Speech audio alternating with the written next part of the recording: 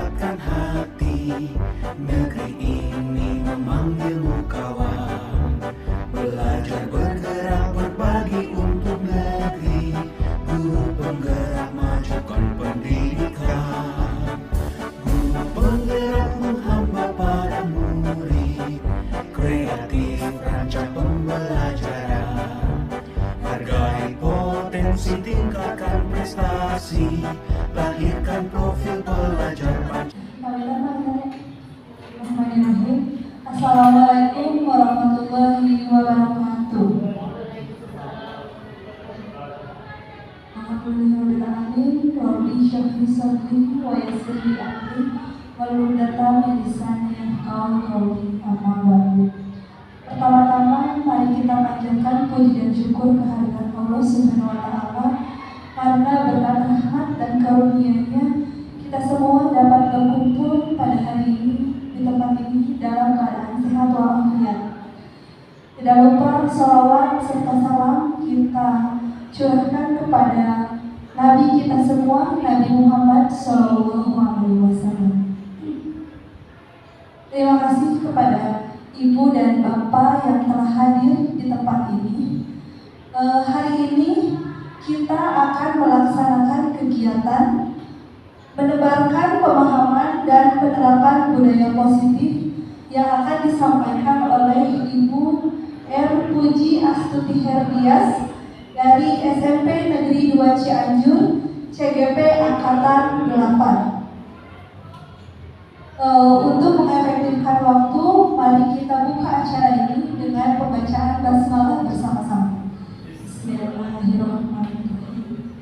Selanjutnya ada sambutan dari Bapak Kepala Sekolah SMP Negeri 2 Cianjur, Bapak Tono Hartono. Kepada Bapak Kepala Sekolah SMP Negeri 2 Cianjur dipersilakan.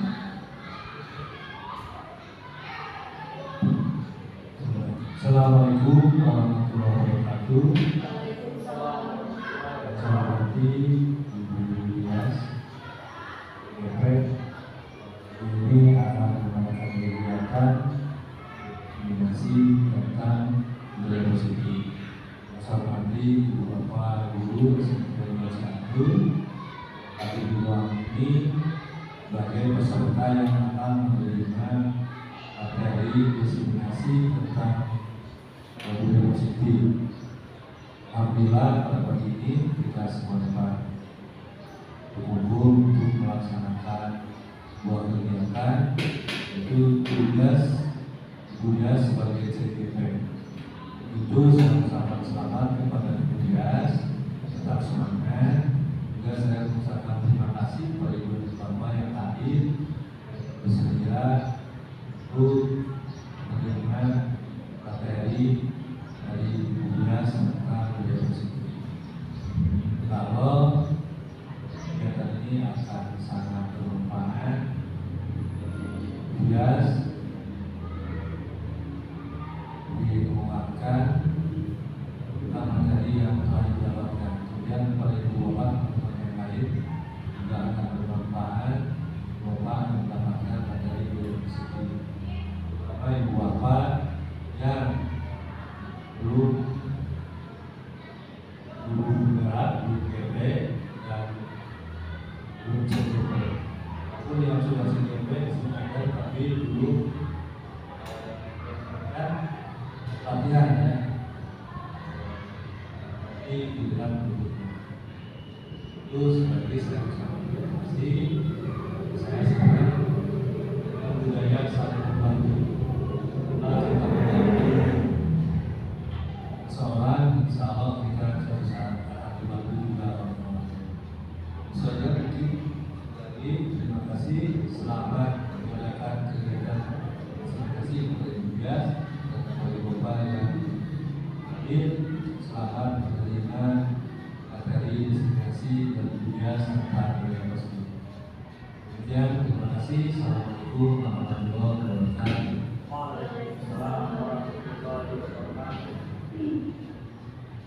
Terima kasih kepada Bapak Kepala Sekolah SMP Negeri 2 Cianjur. Selanjutnya kita lanjut saja ke acara inti, mungkin pemaparan materi dari Ibu R. Puji Astuti Herdias tentang menyebarkan pemahaman dan penerapan budaya positif. Kepada Ibu Dias, maka dipersilahkan.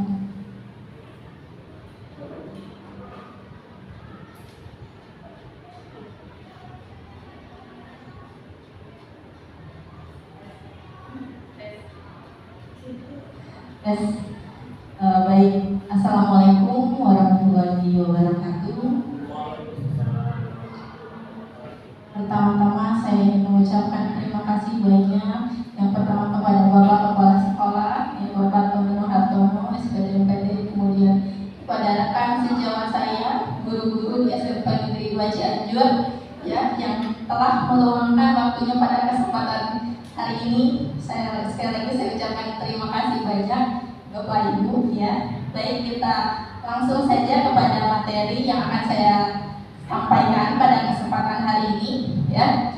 Yang pertama adalah yaitu mengenai menyebarkan pemahaman dan penerapan budaya positif, ya. Tentu saja di lingkungan SMP Negeri 2 Cianjur.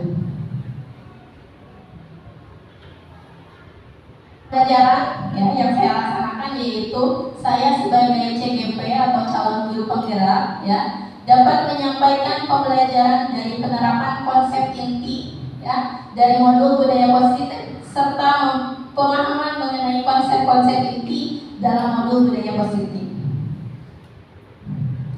Konsep inti yang akan saya sampaikan pada kesempatan hari ini yaitu yang pertama pembelajaran paradigma baru, yang kedua disiplin positif, yang ketiga nilai-nilai kebajikan, kemudian keyakinan kelas, selanjutnya kebutuhan dasar manusia, yang keenam motivasi perilaku, ya, manusia, kemudian selanjutnya posisi kontrol guru, yang terakhir segitiga restitusi. Ini yang akan saya sampaikan pada kesempatan hari ini. Nah, Bapak Ibu, ya, yang pertama itu adalah pembelajaran paradigma baru, ya. Apa itu pembelajaran paradigma baru? Ya, pembelajaran paradigma baru adalah sebuah pembelajaran yang diarahkan pada penguatan kompetensi serta pengembangan karakter yang harus sesuai dengan nilai-nilai Pancasila. Ya. Nah, tentu saja Bapak Ibu tahu, ya, setiap pembelajaran kita pasti selalu berganti paradigma baru. Ya, contohnya yaitu ada menurut Ki Hajar Dewantara, ya, mengemukakan bahwa menjelaskan tentang pengertian pendidikan. Apa itu? Ya, di sini pendidikan menurut Ki Hajar Dewantara adalah tuntunan, ya, di dalam hidup tumbuhnya anak-anak. Adapun maksudnya pendidikan yaitu menuntun segala kekuatan kodrat yang ada pada anak-anak itu, ya, agar mereka sebagai manusia, kemudian sebagai anggota masyarakat, ya, dapatlah mencapai keselamatan dan kebahagiaan setinggi-tingginya. Bapak Ibu, ya, ternyata kita kepada anak kita itu tidak boleh menuntut menurut Ki Hajar Dewantara itu, ya. Ternyata kita harus menuntun, ya. Saya juga di sekolah, ya, di kelas gitu, ya, Bapak Ibu. Kalau di kelas itu kadang anak-anak kerjakan ini, besok harus ini, ya. Nah, ternyata saya juga kalau di kelas kadang merasa seperti itu. Tapi setelah saya mengikuti guru penggerak, ternyata saya sekarang tahu bahwa anak-anak itu bukan untuk dituntut, tetapi untuk dituntun. Ya, selanjutnya, nah, masih menurut Ki Hajar Dewantara bahwa, ya, ternyata menurut Ki Hajar Dewantara itu, ya, pendidikan itu berhubungan dengan kodrat alam dan kodrat zaman. Ya, di sini disebutkan kodrat alam yaitu terkait dengan potensi atau bakat yang mereka miliki. Ya, nah, Bapak Ibu, kita ketika mengajar tentu saja kita melihat kondisi anak. Ya, kodrat alam itu kita harus bisa membedakan, ya, anak-anak itu tinggalnya di mana. Ya, jujur Bapak Ibu, ketika saya sebelum mengajar di sini, mengajar di SMP Negeri 1 Bojong Picung, anaknya berbeda jauh. Dari segi apanya? Dari segi semangat belajarnya, ya, dari latar belakang keluarganya dan sebagainya. Di sini kita harus bisa mengondisikan sesuatu sesuai dengan kebutuhan anak tersebut. Saya waktu di Bojong Picung, Bapak Ibu, apalagi waktu itu zaman COVID, ya, sampai ulangan saja, kertas ulangan kadang diantarkan ke bumi blusukan gitu ya, namun kata Bapak Jokowi mah gitu ya. Semua kertas ulangan diantarkan ke rumahnya, ya. Ternyata walaupun saya mengajar di SMP Negeri 1 Bojong Picung, tetapi anak-anaknya pun ada yang sampai rumahnya dibunuh di pelosok, ya. Nah itu menurut saya perjuangan yang memang cukup luar biasa, ya. Nah kita harus bisa memahami, oh dan di sini kondisinya seperti ini, anaknya seperti ini, gitu ya. Karena waktu di Bojong Picung anak disuruh datang ke sekolah pun pada zaman COVID, intinya susah dikendalikan dan yang harus kita mengantarkan kertas ulangannya ke rumah. Tetapi alhamdulillah ketika saya pindah di SMP Negeri 2 Cianjur, ya Bapak Ibu, semua fasilitas, ya, latar belakang dari anaknya itu dari keluarga yang memang sangat mendukung kepada pendidikan, itu yang semuanya sangat dipermudah. Kemudian dari kita cara memberikan materinya pun sangat dipermudah, gitu ya. Pas saya datang ke sini, oh di SMP 2 mah sistem pembelajarannya yang di Google Site, ya. Jadi anak bisa dimanapun dan kapanpun mereka bisa belajar dengan baik, gitu ya. Nah itu adalah yang disebut dengan kodrat alam, ya. Jadi ketika kita mengajar di pegunungan, mengajar di Cianjur kota, dengan kita mengajar anak-anak yang tinggal di pesisir pantai, itu berbeda-beda kondisi alamnya. Jadi kita harus bisa menyesuaikan keadaan alam atau latar belakang alam dari anak-anak tersebut. Yang kedua ada kodrat zaman, kodrat zaman ya. Nah, kodrat zaman itu apa? Kodrat zaman itu ialah berbicara era yang dijalani anak, sehingga edukasi di masanya menekankan pada kemampuan peserta didik yang memiliki isi keterampilan sesuai pada zamannya. Bapak Ibu, ya, pada masa sekarang, gitu ya, anak-anak itu berbeda dengan anak-anak zaman dulu. Kemarin waktu saya mengikuti rapat orang tua di sini bersama Bapak Kepala Sekolah, beliau bercerita bahwa lama waktu beliau Bapak Kepala Sekolah sedang posisinya menjadi anak, gitu ya. Beliau yang harus mengondisikan dirinya ketika orang tuanya sedang tidur, ya. Jadi dia memahami, oh orang tua saya sedang tidur, berarti saya tidak boleh berisik, istilahnya seperti itu. Tetapi ketika beliau sudah tua, katanya harus tetap saya, ya, seorang KST yang harus mengerti anak. Kapan atau meren abdi mengentos, maksudnya seorang KST, gitu ya. Nah itu, jadi anak itu ternyata ketika kita menghadapi kodrat zaman, kita pun berbeda, gitu ya. Jadi sekarang harus kita yang mengerti anak, gitu ya. Nah itu yang disebut dengan kodrat zaman, kodrat di mana era yang berbicara, gitu ya. Anak-anak sekarang dituntut untuk lebih memiliki ahli, ya, dalam bidang IT dan sebagainya, dan kita harus lebih mengerti kondisi anak-anak kita, gitu ya, di era zaman sekarang. Nah, baik Bapak Ibu, di sini ada miskonsepsi tentang makna kontrol, ya. Yang pertama ada ilusi guru mengontrol murid, ya. Bapak Ibu, ternyata, ya, ilusi guru mengontrol murid itu salah, ya. Jadi ketika kita mengontrol murid itu salah, karena anak itu bukan untuk dikontrol, ya. tadi kita kembali lagi kepada pengertian di Hajar Dewantara bahwa murid itu untuk dituntun. Ya.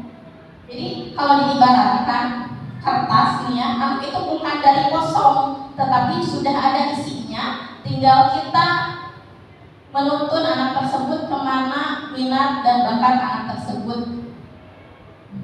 Ya. Nah itu. Yang kedua, ilusi bahwa penguatan positif, efektif itu bermanfaat. Maksudnya apa? Maksudnya adalah ini kembali kepada mengontrol murid. Ya, kita misalkan seperti ini, ya. Ini kembali lagi kepada mengontrol murid ya. Kita itu memberi terus kepada anak itu penguatan yang positif gitu ya, sampai anak itu terus menurut kepada kita, sampai kepada kita terus mengontrol ya anak tersebut. Anak-anak ini tuh seperti ini gitu ya, terus sampai kita diberi sesuatu hal yang positif sampai kita tidak sadar anak itu ternyata sudah kita pegang, sudah di dalam kontrol kita. Ya. Nah, suatu saat dia akan sadar, oh saya itu di bawah kontrol ibu bapak guru saya, dan suatu saat dia akan bisa memberontak Bapak Ibu. Ya, jadi pada dasarnya kita kembali lagi, anak itu bukan untuk dikontrol, tetapi untuk dituntun. Betul ya. Nah, selanjutnya ilusi bahwa kritik dan membuat orang merasa bersalah itu dapat menguatkan karakter. Menurut Bapak Ibu betul tidak?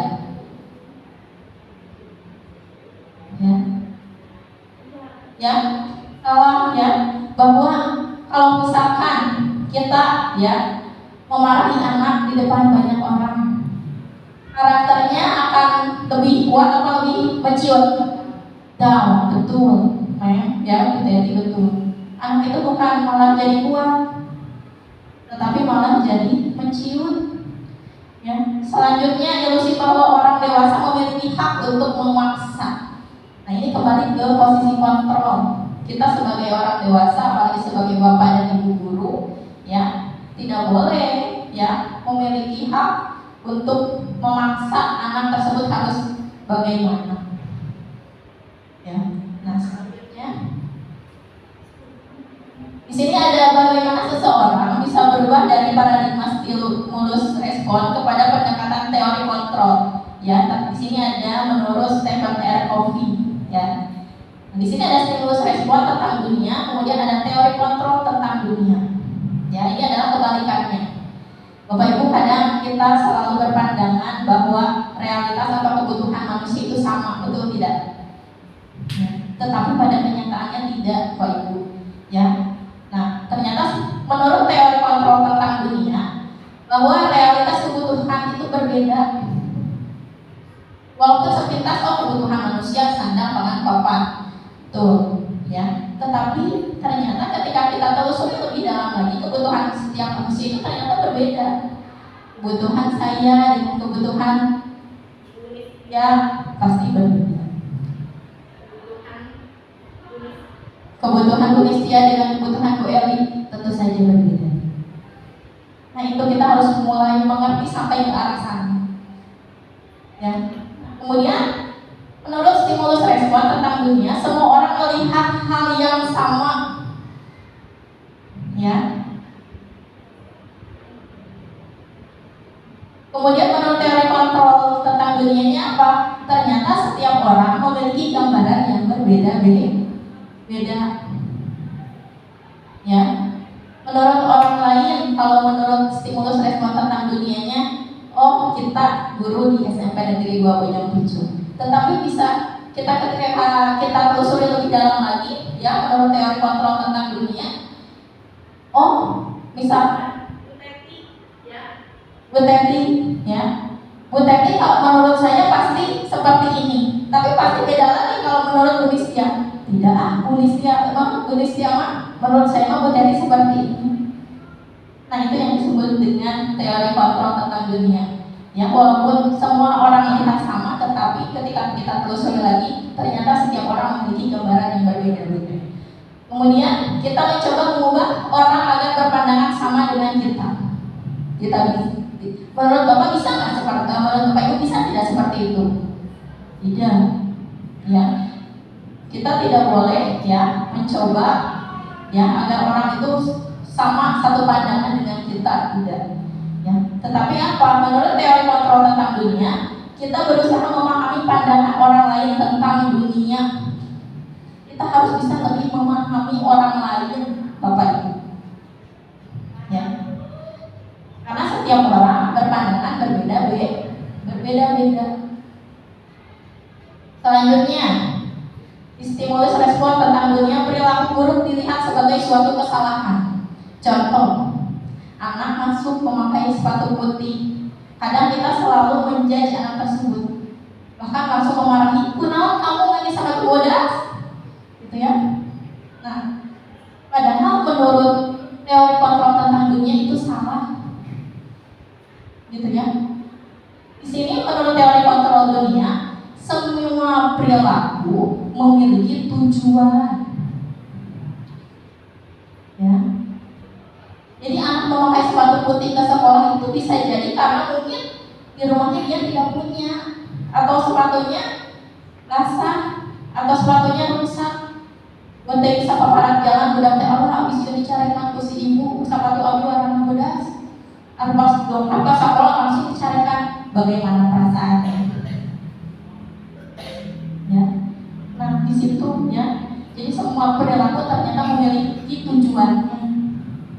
Jadi kita harus bisa menelusuri ya segala hal sesuatu, jangan langsung menjudge orang lain itu seperti apa atau menjudge anak itu seperti apa. Ya. Nah, selanjutnya orang lain bisa mengontrol saya. Ya. Nah, itu dalam stimulus respon tentang dunia. Tetapi dalam teori kontrol tentang dunia, hanya Anda yang bisa mengontrol diri Anda sendiri. Bapak Ibu, saya contohkan ya. Saya punya berlian nih, ya. Tetapi saya sudah tekad dalam hati saya, berlian ini tidak akan saya kasihkan kepada orang lain ya, dengan dibujuk seberapa kuat pun. Misalkan, mem bujuk saya ya, supaya saya sampai bisa mengasihkan berlian ini. So, gimana caranya, mem?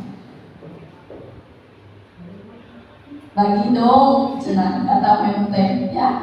Seberapa kuat pun ya mem teh meminta berlian kepada saya ya, saya tidak akan memberikan berlian ini kepada mem teh karena dalam hati saya tidak niatnya sudah belah. Saya tidak akan memberikan berlian ini kepada mem teh ya. Nah, di situ ya, ketika saya sudah buat, berarti siapa yang bisa mengontrol diri saya? Diri saya sendiri, ternyata bukan orang lain. Ya, nah itu ya. Nah, kemudian saya bisa mengontrol orang lain, ya. Di situ ada stimulus respon tentang itu. Kemudian teori kontrol tentang dunianya, Anda tidak bisa mengontrol orang lain tadi sudah ya. Kemudian pemaksaan ada pada saat kehujukan gagal. Ya, jadi pemaksaan itu ketika orang lain susah untuk dibujuk, pasti akan dipaksa. Yang kita tahu seperti itu. Ya, tetapi ya ternyata kolaborasi dan konsensus itu menciptakan pilihan-pilihan baru. Ya. Nah, selanjutnya model berpikir menengah atau kalah. Model itu menurut stimulus respon tentang dunia ya. Ternyata menurut teori kontrol tentang dunia, model berpikir itu harus menang dan menang, atau bisa disebut dengan win-win solution ya. Kita tidak boleh ada pikiran dalam diri kita selain takut ya, ada kata menang atau kalah. Tetapi kita harus punya tujuan yang pancet ya, yaitu tadi kayak model berpikir menang dan menang.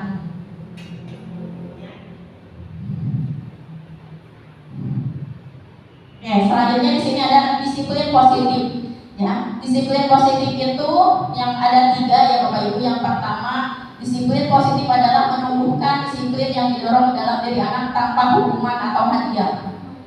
Ternyata anak itu tidak boleh ya dihukum ya, atau ternyata diberi hadiah. Ya, menurut disiplin positif tidak boleh budaknya dihukum atau diberi hadiah, itu tidak boleh. Ya. Kenapa? Jadi anak tersebut ketika diiming-imingi akan dihukum atau diberi hadiah, dia tidak akan melakukan sesuatu itu dari dalam dirinya, dari dalam hatinya.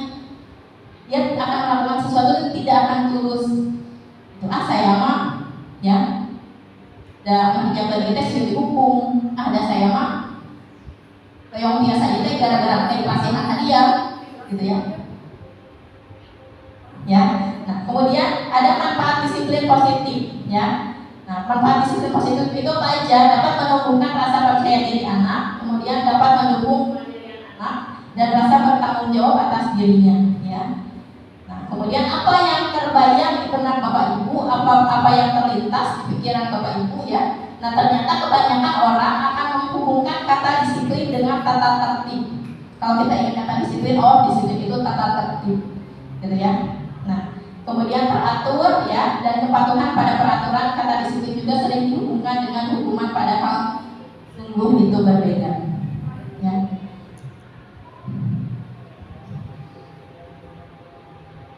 Nah, selanjutnya nilai-nilai kebajikan, ya. Nilai-nilai kebajikan itu apa?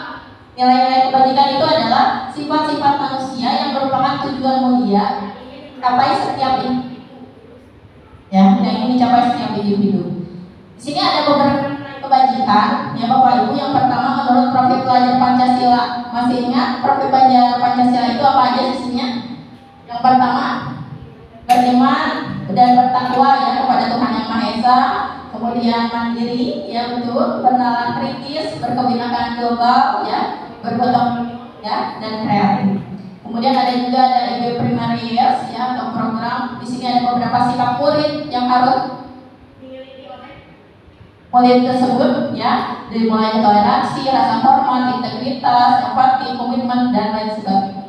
Selanjutnya ada 9 pilar karakter, ya, atau Indonesian Heritage Foundation, ya. Di sini contohnya salah satunya ada cinta Tuhan dan segenap ciptaannya, ya, hormat santun, percaya diri, kemudian kepemimpinan dan keadilan, toleransi, kedamaian, dan lain sebagainya. Nah, Bapak Ibu, alhamdulillah di sekolah kita, ya, itu 9 karakter ini sudah kita terapkan, ya Bapak Ibu, secara tidak langsung. Contohnya misalkan hormat dan santun. Alhamdulillah kita di sekolah sudah ada program 5S, ya. Nah, ini otomatis sudah dijalankan. Kemudian percaya diri, kreatif, dan pekerja keras, ya. Secara tidak langsung kita mengajarkan ketika seperti apa contohnya. Ketika kita mengasah percaya diri anak, tadi ya kita sudah laksanakan ketika misalkan anaknya berpresentasi di depan, yaitu mengasah kepercayaan diri anak, ya. Nah, ketika anak sudah percaya diri tanpa kita suruh atau tanpa kita perintah, kadang anak selalu sudah melakukan sesuatu hal yang kreatif, ya. Nah, ketika sudah kreatif, rasa pekerja keras, ya. Jadi kita harus mancing dulu supaya kreatif, kemudian mungkin lama-lama mereka itu anak kreatif, selanjutnya mereka menjadi pekerja keras, gitu ya. Nah, kemudian di sini ada kuis, Bapak Ibu, ya. Kuis, silakan jawab nilai kebajikan universal, ya. Yang pertama, melaksanakan program 5S. Kira-kira nilai kebajikannya apa dalam melaksanakan program 5S? Kira-kira apa? Dalam melaksanakan program 5S, kira-kira apa?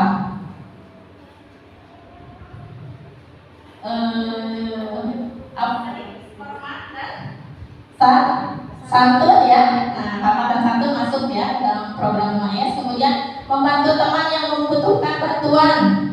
Kira-kira apa nilai universalnya? Empati, betul Bu Yesi.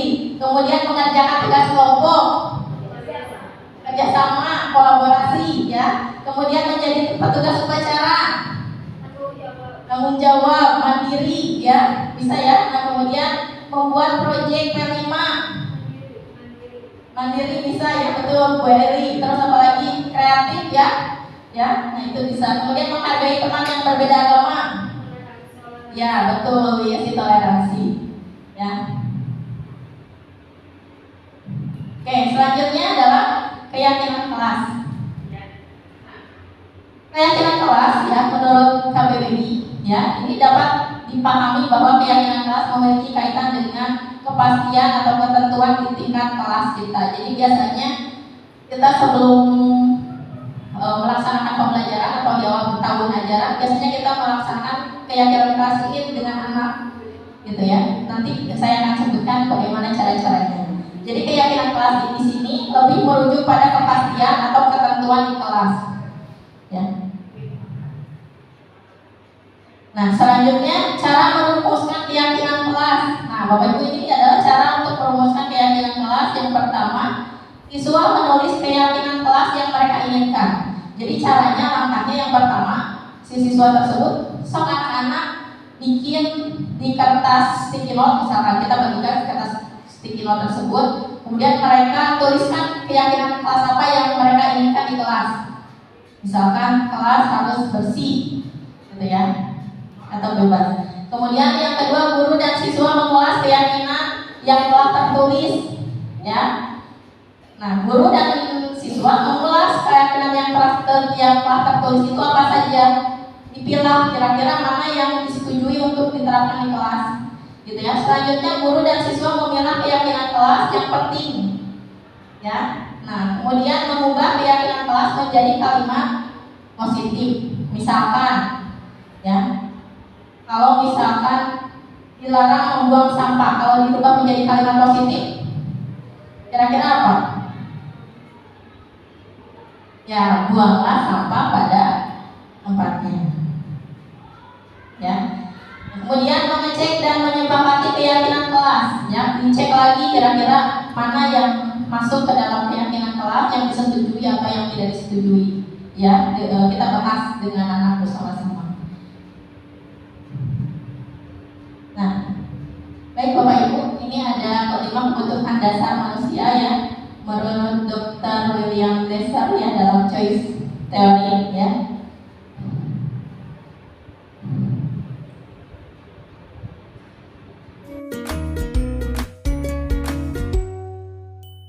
Salam dan bahagia Ibu dan Bapak guru hebat.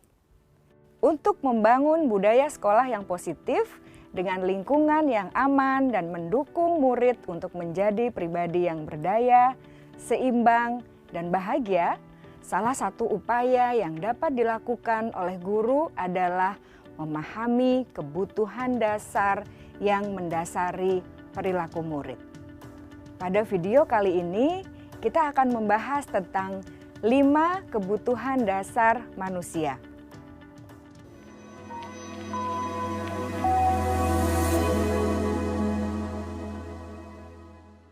Ki Hajar Dewantara dalam salah satu kutipannya menyatakan, kita ambil contoh perbandingannya dengan hidup tumbuh-tumbuhan.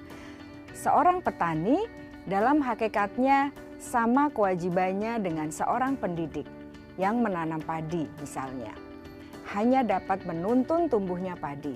Ia dapat memperbaiki kondisi tanah, memelihara tanaman padi, memberi pupuk dan air, membasmi ulat-ulat atau jamur-jamur yang mengganggu hidup tanaman padi, dan lain sebagainya. Ketika guru memahami kebutuhan apa yang mendasari perilaku murid, dan guru berusaha menuntun dan mendukung murid dalam memenuhi kebutuhannya secara positif, pada hakikatnya guru tersebut ibarat seorang petani yang sedang berusaha memahami kebutuhan masing-masing tanaman. Dan ia berusaha memenuhi kebutuhan tanaman tersebut agar dapat tumbuh dengan subur dan maksimal.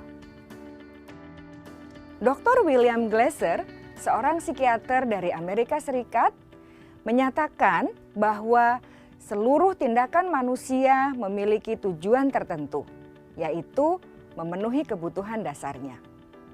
Ketika kelima kebutuhan dasar telah terpenuhi secara memadai, maka murid akan tumbuh dengan seimbang dan bahagia. Sebaliknya, ketika kebutuhan dasar tidak terpenuhi dengan baik, maka seseorang akan mengalami emosi negatif seperti bosan, sedih, dan kecewa. Bahkan mereka dapat melakukan perbuatan yang bertentangan dengan nilai-nilai kebajikan atau melanggar peraturan. Dengan kata lain, perilaku buruk seseorang biasanya adalah respons dari kebutuhan yang tidak terpenuhi. Namun, mereka tidak tahu cara untuk menyampaikannya. Ada 5 kebutuhan dasar manusia menurut Dr. William Glasser, yaitu yang pertama, kebutuhan untuk bertahan hidup atau survival. Yang kedua, kebutuhan untuk merasa diterima atau love and belonging. Yang ketiga, kebutuhan akan kebebasan atau freedom. Yang keempat, kebutuhan akan kesenangan atau fun. Dan yang kelima, kebutuhan akan penguasaan atau power.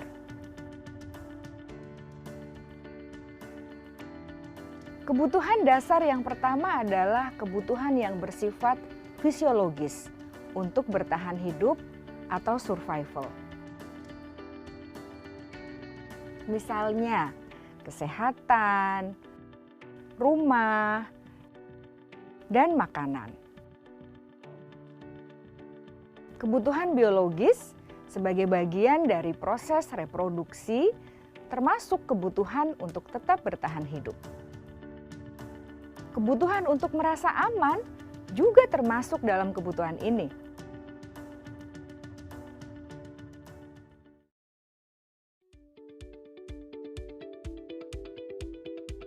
Agar murid dapat belajar dengan baik, kebutuhan mereka akan rasa aman, pangan, sandang, dan papan harus terpenuhi.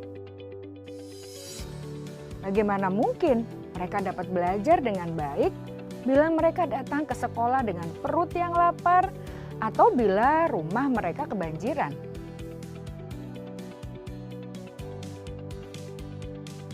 Setelah kita mengetahui kebutuhan pertama yang sebagian besar bersifat fisiologis, mari kita lihat kebutuhan kedua sampai kelima yang semuanya berhubungan dengan psikologis. Mari kita lihat kebutuhan yang kedua, yaitu kebutuhan akan perasaan diterima oleh kelompok atau komunitasnya, atau kebutuhan love and belonging. Kebutuhan ini meliputi keinginan untuk tetap terhubung dengan orang lain seperti teman, keluarga, teman kerja, dan kelompok di mana kita tergabung. Setiap murid ingin menjadi bagian yang berharga dari kelas dan juga sekolah. Mereka juga ingin diterima oleh orang lain dan kelompoknya. Bahkan, murid yang terlihat paling cuek pun jauh di dasar hatinya pasti ingin merasa diterima. Sebagai guru, seharusnya kita dapat menerima murid kita apa adanya, sesuai dengan kodratnya. Karena setiap murid adalah unik. Mereka memiliki kekuatannya masing-masing, sehingga guru seharusnya bisa menciptakan kesempatan untuk murid berkolaborasi dan memiliki ikatan emosi satu sama lain. Murid-murid yang memiliki kebutuhan yang besar untuk merasa diterima, biasanya mereka belajar karena suka pada gurunya, dan mereka juga suka bekerja dalam kelompok. Kebutuhan yang ketiga adalah kebutuhan akan kebebasan atau kebutuhan membuat pilihan. Murid harus diberi kesempatan untuk membuat pilihan dan bertanggung jawab atas pilihan yang mereka telah ambil. Memberi mereka kebebasan bukan berarti membiarkan mereka melakukan apa saja yang mereka mau, melainkan lebih memberi mereka kesempatan untuk membuat pilihan, menyuarakan pendapat mereka dengan percaya diri, dan memberi mereka kesempatan untuk mencoba hal-hal yang baru. Pembelajaran dengan metode yang beragam dan menarik juga akan memenuhi kebutuhan murid tentang kebebasan ini. Pembelajaran berdiferensiasi di mana guru menyediakan beberapa jenis tugas yang bisa dipilih oleh murid sesuai minat mereka, sangat baik untuk mengembangkan murid menjadi lebih mandiri dan memiliki motivasi internal.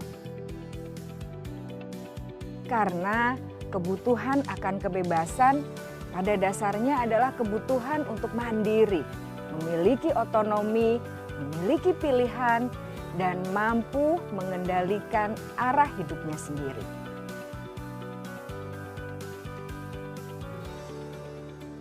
Kebutuhan yang keempat adalah kebutuhan akan kesenangan. Bayangkan Bapak Ibu, hidup tanpa rasa senang. Betapa menyedihkannya. Glasser menghubungkan kebutuhan akan kesenangan dengan belajar. Jangan sepelekan kebutuhan murid untuk merasa senang di kelas. Sebagai guru, jangan ragu-ragu untuk dengan sengaja memasukkan kegiatan yang menyenangkan dalam kelas. Murid-murid dengan kebutuhan dasar kesenangan yang tinggi ingin menikmati apa yang mereka lakukan. Mereka juga konsentrasi tinggi saat mengerjakan hal-hal yang disenangi.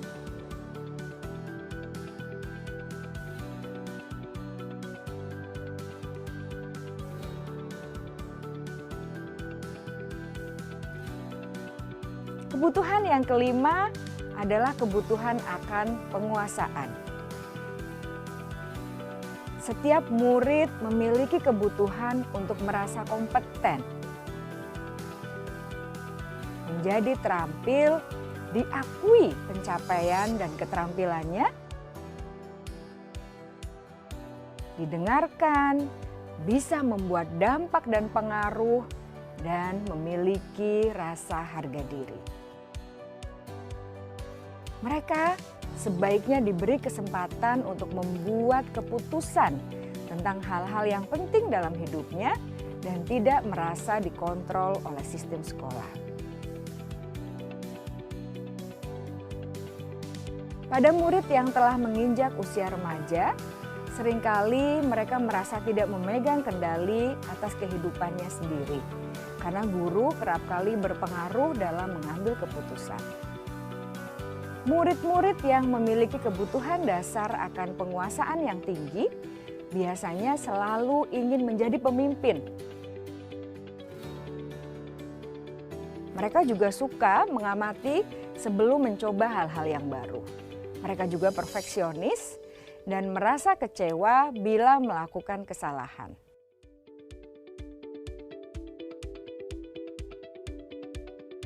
Ibu dan Bapak guru sangatlah penting bagi kita untuk mengetahui kebutuhan dasar murid-murid, agar kita memahami alasan di balik sikap dan tingkah laku mereka.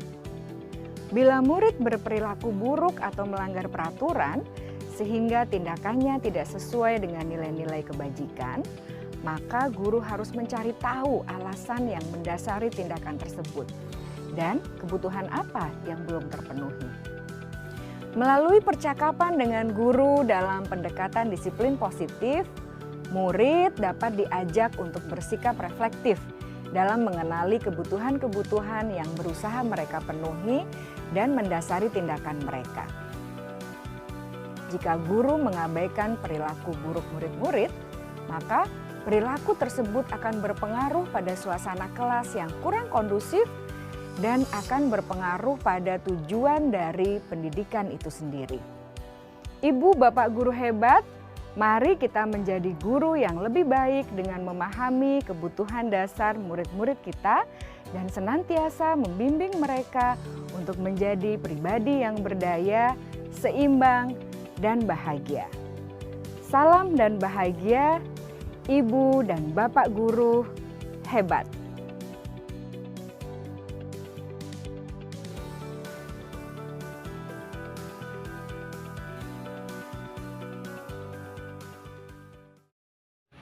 Motivasi perilaku menurut Diane Gossen. Ya, yang pertama untuk menghindari ketidaknyamanan atau hukuman. Ya, jadi Bapak Ibu, motivasi perilaku itu ada yang pertama menghindari ketidaknyamanan atau hukuman. Misalkan kita datang ke sekolah itu pagi-pagi, motivasinya apa sih? Ya, motivasinya di sini ada karena takut tidak nyaman atau takut karena hukuman. Dasiun dicarekan ke bapak kepala sekolah. Ya, nah itu berarti motivasi kita takut dihukum. Ya, yang kedua untuk mendapatkan imbalan atau penghargaan dari orang lain. Kita datang pagi-pagi itu ada hoyong kapuji, hoyong katingali ke batu, gitu ya. Nah itu salah satu motivasi untuk mendapatkan penghargaan dari orang lain. Nah yang ketiga adalah untuk menjadi orang yang mereka inginkan, ya, dan menghargai diri sendiri dengan nilai-nilai yang mereka percaya, ya. Nah di mana ya kita menghargai diri kita sendiri dengan nilai yang kita percaya. Bahwa misalkan kita datang pagi-pagi itu kita percaya bahwa ketika kita datang pagi-pagi, ya, kita adalah orang yang menghargai waktu. Ya. Nah, itu motivasi ketiga, ya. Kira-kira Bapak Ibu maksudnya motivasi keberapa? Ketiga, alhamdulillah. Ya. Oke, selanjutnya posisi kontrol guru. Ya. Posisi kontrol guru itu, ya, menurut dosen berkesimpulan ada 5 posisi kontrol yang diterapkan seorang guru, orang tua ataupun atasan dalam melakukan kontrol, ya. Kelima posisi kontrol tersebut ada penghukum, pembuat rasa bersalah, teman, ya, pemantau atau manajer, ya.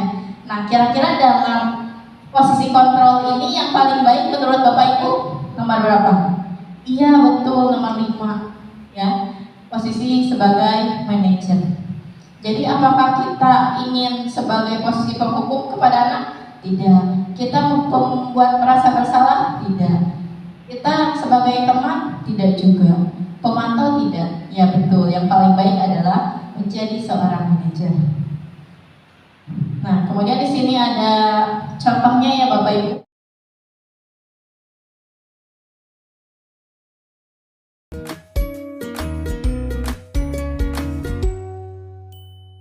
Salam bahagia Ibu dan Bapak guru hebat.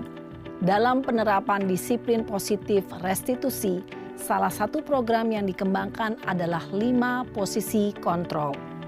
5 posisi kontrol dalam restitusi adalah proses perjalanan seorang pendidik agar dapat mengenali dirinya. Pada video kali ini, kita akan membahas tentang 5 posisi kontrol yang dikembangkan oleh Diane Goossen dan contoh penerapannya.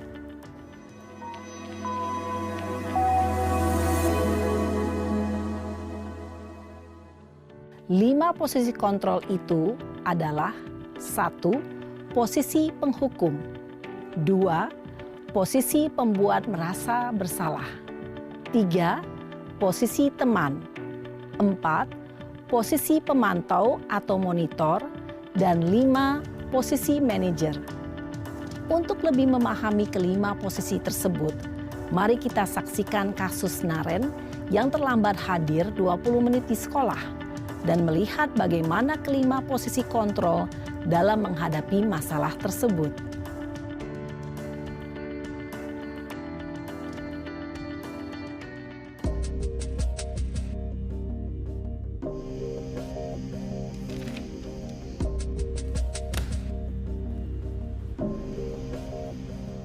Naren! Sini kamu! Selamat pagi, Bu. Selalu terlambat.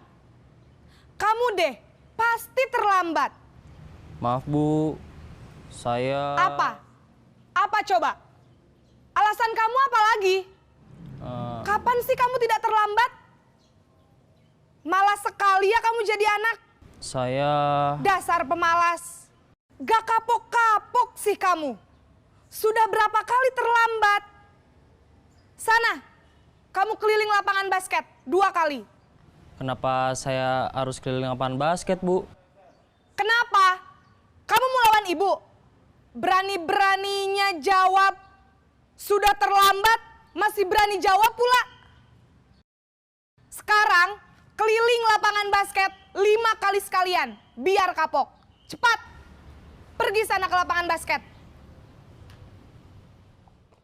Posisi penghukum biasanya berbicara dengan nada tinggi, menghardik, menunjuk-nunjuk, menyakiti, dan menyindir.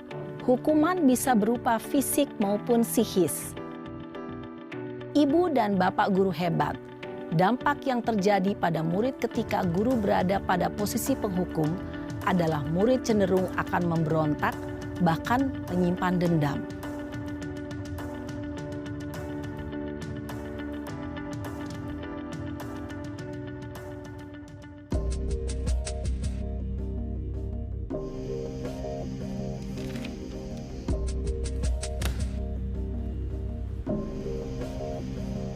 Naren!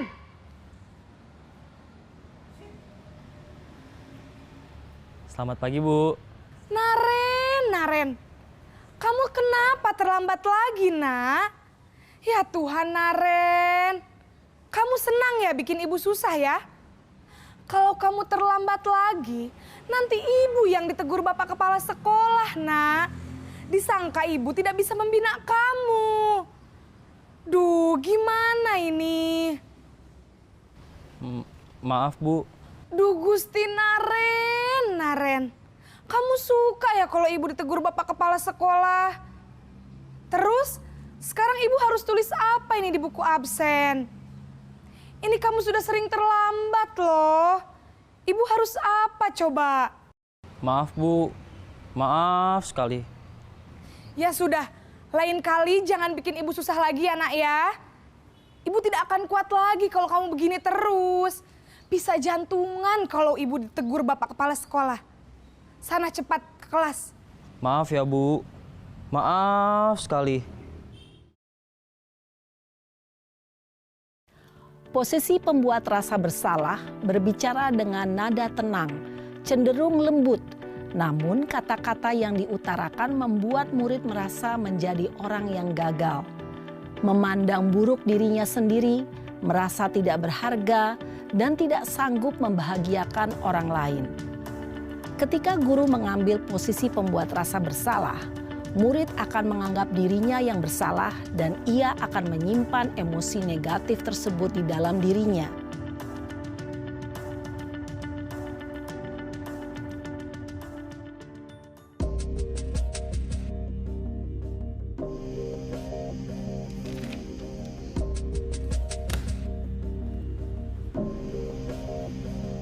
Naren!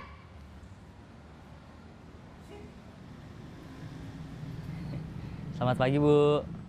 Wah, sudah jam berapa ini, Nak? Terlambat lagi ya, sayang? Iya, Bu. Habis ibu saya lupa bangunkan saya, Bu. Kamu malah menyalahkan ibu kamu. Kamu bukannya anak yang larinya paling kenceng. Kok terlambat sih? Iya, Bu. Saya memang terlambat bangun tadi. Jadi, biarpun saya lari kencang, tetap gak kekejar, Bu. Ya sudah sana, nanti lain kali larinya lebih kenceng lagi ya. Biar gak terlambat lagi. Bikin seneng ibu, demi ibu. Bisa kan? Bisa lah, Bu. Ya sudah sana masuk kelas. Ibu beresin urusan absen kamu. Kamu ini ada-ada saja. Dalam posisi teman, guru berbicara dengan nada suara ramah, akrab, cenderung bersenda gurau untuk menjaga suasana tetap santai. Murid akan merasa senang, aman, dan akrab dengan guru. Identitas yang tercipta adalah identitas sukses atau berhasil.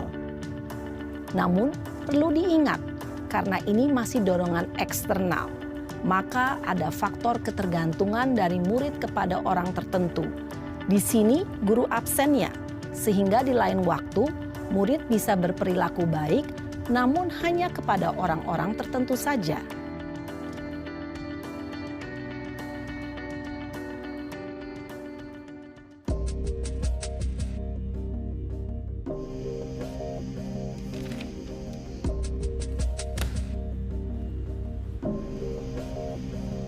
Naren!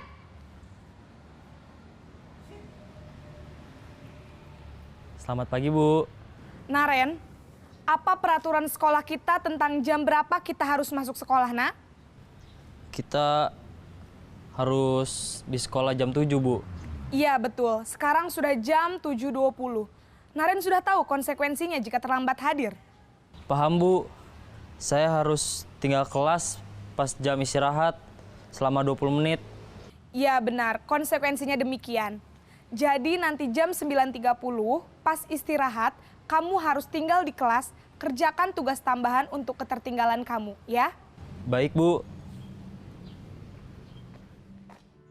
Posisi pemantau mengandalkan penghitungan atau data untuk mengontrol murid. Guru mengarahkan murid berdasarkan peraturan dan konsekuensi. Seorang pemantau menunjukkan bahasa tubuh dan ekspresi wajah yang datar dan cenderung formal.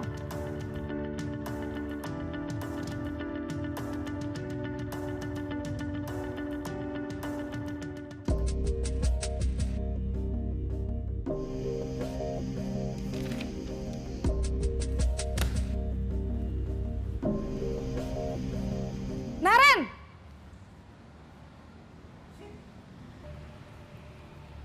Selamat pagi, Bu. Selamat pagi, Naren. Maaf, Bu. Saya terlambat. Iya, sekolah masuknya jam 7, sekarang sudah jam 7.20. Jadi sekarang bagaimana ini, Naren? Maaf, Bu. Saya lupa setel alarm saya semalam. Baiklah, menurut kamu, keyakinan sekolah yang mana yang perlu kamu tingkatkan? Menghargai diri sendiri dan orang lain mungkin ya, Bu. Setuju. Jadi, apakah Naren meyakini prinsip saling menghormati tersebut? Iya, Bu. Saya meyakininya. Apakah Naren bersedia memperbaiki masalah keterlambatan ini? Bersedia, Bu. Bagaimana kamu akan perbaiki masalah keterlambatan ini? Saya akan coba untuk tidak lupa menyetel alarm saya, Bu. Baik, kalau Naren lupa menyetel alarm di rumah, ada orang yang kira-kira bisa bantu mengingatkan tidak? Ada, Bu. Kakak saya, Kak Ema. Ada lagi selain Kak Ema? Selain Kak Ema, ada ibu saya. Baik, jadi yang mengingatkan Naren adalah Kak Ema dan ibu kamu ya? Kira-kira akan mulai setel alarm kapan nih, Naren? Setelah pulang sekolah, akan segera saya lakukan. Baik, jadi Naren akan setel alarm untuk bangun besok pagi dan akan diingatkan oleh kakak dan ibunda Naren ya. Ada lagi yang mungkin perlu dilakukan, Naren? Agar tidak terlambat bangun lagi. Tidak ada, Bu. Baik, Naren. Terima kasih untuk kerjasama kamu. Sekarang kamu perlu kembali ke kelas untuk belajar. Baik, Bu. Terima kasih. Posisi manajer adalah posisi kontrol yang disarankan untuk membimbing murid memiliki sikap disiplin yang positif, yaitu murid yang mandiri, bertanggung jawab, dan dapat memecahkan masalah. Tujuan dari posisi ini adalah agar murid dapat berefleksi atas tindakannya. Guru akan dengan tulus memberikan pertanyaan-pertanyaan bermakna, sehingga membuat murid dapat belajar dari kesalahannya dan mencari sebuah solusi untuk menyelesaikannya. Ibu dan Bapak guru hebat, setelah mengamati adegan kelima posisi kontrol tadi, kira-kira posisi mana yang paling ideal? Posisi mana yang dapat menunjang motivasi intrinsik murid? Ya, tentu posisi manajer. Posisi ini memang posisi ideal yang ingin dituju setiap pendidik. Pada posisi inilah, guru dapat menerapkan disiplin positif yang berpihak pada murid, yang memerdekakan murid. Perjalanan seorang pendidik tentunya tidak mudah untuk sampai pada posisi seorang manajer. Namun, tujuan kita pasti, yaitu menciptakan murid-murid yang mandiri, merdeka, dan bertanggung jawab. Semoga penggambaran 5 posisi kontrol yang telah diperlihatkan ini dapat menjadi ajang refleksi bagi kita semua, agar dapat terus mengasah dan menerapkan disiplin positif yang memerdekakan murid. Mari terus berlatih dan bersemangat. Selamat menerapkan.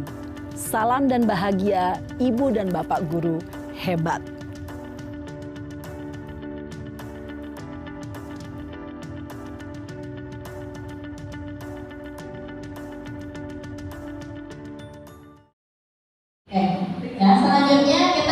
segitiga restitusi, ya Bapak Ibu. Restitusi itu apa sih? Ya, segitiga restitusi itu apa? Segitiga restitusi itu adalah proses atau restitusi itu adalah proses menciptakan kondisi bagi murid untuk memperbaiki kesalahan mereka. Ya, jadi segitiga restitusi itu adalah bagaimana cara memecahkan masalah ketika kita bersama murid. Ya, kita lihat seperti apa segitiga restitusi.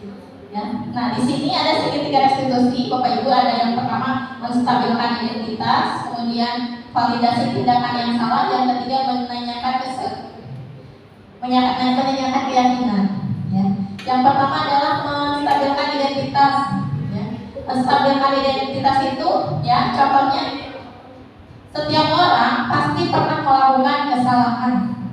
Jadi ketika anak melakukan kesalahan, kita atau langsung menegur, ya, atau langsung nggak boleh seperti ini, atau langsung mencarikan luas Bapak Ibu. Jadi kita harus menstabilkan identitasnya dulu. Kita harus meyakinkan kepada anak bahwa anak nggak apa-apa, anak dan semua orang memang punya kesalahan, gitu ya. Bagaimanapun dengan kalimatnya, yang penting kalimat kita yang baik-baik dulu saja, ya. Itu menstabilkan identitas. Kemudian yang kedua, validasi tindakan yang salah. Kita tanyakan kepada anak-anak, ya. Contohnya, ya, kamu punya alasan kenapa melakukan hal tersebut.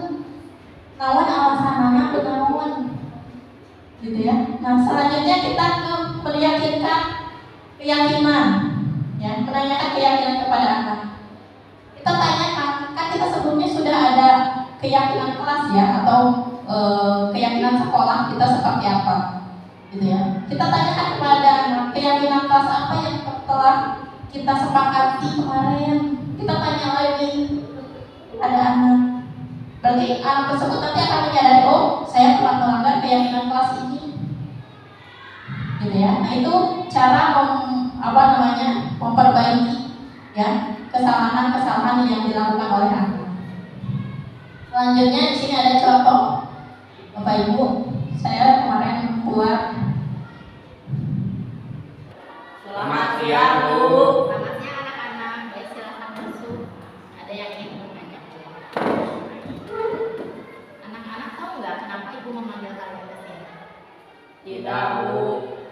Nah, ada laporan dari guru bahasa Indonesia kalian. Jadi, apakah benar kalian bermain game saat pembelajaran berlangsung? Iya, Bu. Betul, Bu. Nah, coba Ibu pengen tahu alasannya kenapa kalian melakukan hal tersebut? Begini, Bu, awalnya saya bosan, terus saya iseng membuka HP, terus saya malah bermain game online karena saya merasa tugas saya yang saya kerjakan sudah selesai. Oke, baik anak-anak, bosan itu wajar dan manusiawi, tapi tidak dibenarkan apabila kalian bermain game saat pembelajaran berlangsung. Coba aku kenapa alasannya? Saya melihat itu bermain HP, lalu saya merasa penasaran pada game tersebut, Bu. Oke, baik. Menurut kalian keyakinan kelas apa yang harus kalian perbaiki? Keyakinan belajar yang bersungguh-sungguh. Aku? Keyakinan tidak menggunakan HP saat pembelajaran berlangsung tanpa izin guru. Oke, baik. Apa kalian bersedia memperbaiki hal tersebut? Bersedia, Bu.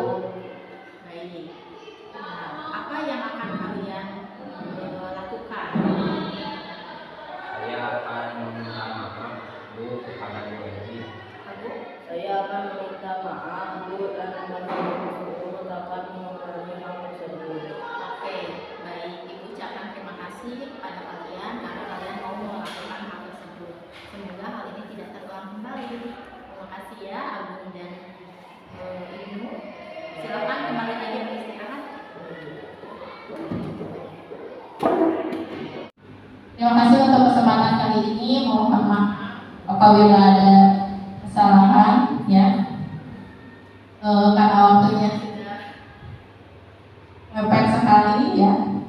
Hayo kalam. Assalamualaikum warahmatullahi wabarakatuh.